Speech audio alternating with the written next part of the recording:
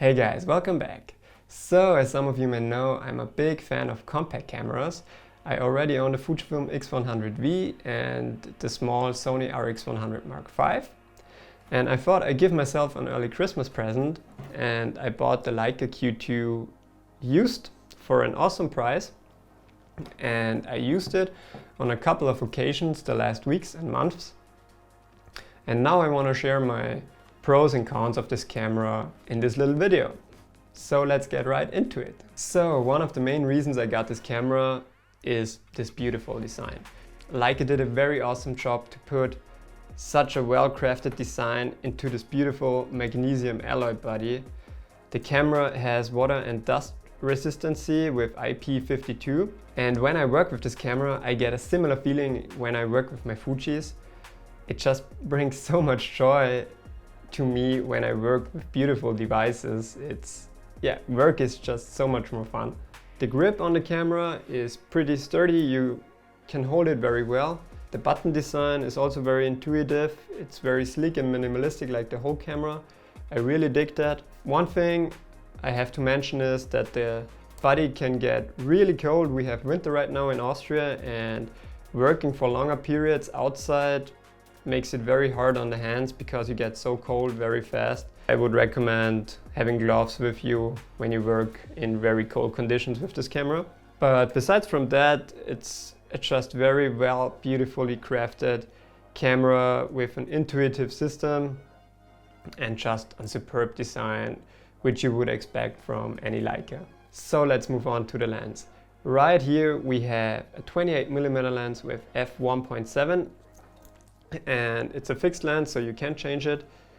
It's a superb lens. It is wide, it has beautiful bokeh, it renders absolutely amazing images, it's sharp, and it has minimal distortion. For my own style of shooting, I would have preferred a 35mm lens, but you have crop modes on this camera, which makes it not that big of a bummer. A nice addition we have here is the macro mode. You can easily switch it, and which makes it very practical if you want to shoot something macro when you're on the go.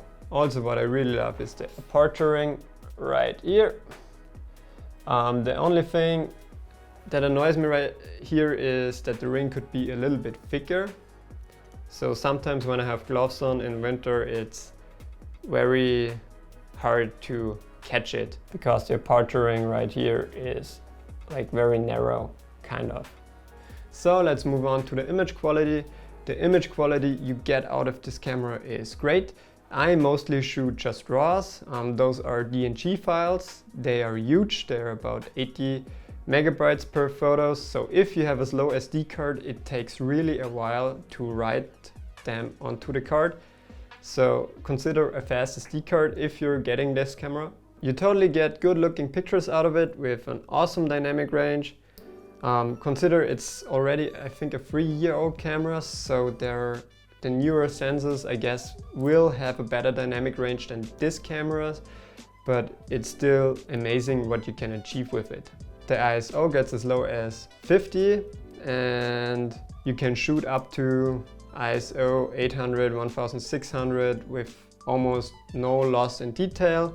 And after that, the camera does a very well job handling the noise and reducing sharpness. The crop modes also come in very handy. You have a 35, a 50 and a 75mm crop mode option, which is amazing, but you have to consider that your megapixels will drop because that's only a digital zoom. Fun thing here is when you put in the crop modes, the files in Lightroom will show as a 28, but it automatically gets cropped in your 35, 50 or 75 mode. So far on this camera I only use single autofocus mode.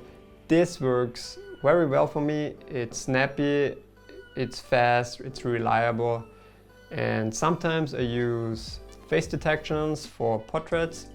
That also works pretty reliable, but if you turn your head, they lose face detection pretty fast, so that's something you can consider. If you want to switch into manual focusing, you have a beautiful manual focus ring which works linear, and with the focus peaking it's very awesome to just focus manually. if you want to do that. I also have to admit, I didn't even try the video mode. It has video mode 4K with I think 24 or 25 pictures or something. I didn't test the autofocus there because for me this is a stills only camera. And some other small things. The battery performance is pretty okay. I get around 300 shots out of it. I wish it would be a little bit more, but as I read, it's already an improvement from the old one, so I guess I'm happy with that. One thing that I'd like to see on a future version would be a dual SD card slot. I just feel always better when I know I can shoot on a backup. So the main purpose I bought this camera is for my daily life. It's just like my Fujifilm X100V, a camera I carry daily with me. I use it for ski touring, for mountaineering, hiking and all that stuff. And it's just awesome when you know you have a camera with you which is capable of a lot of things but doesn't take too much space in your bag and fits the job very well.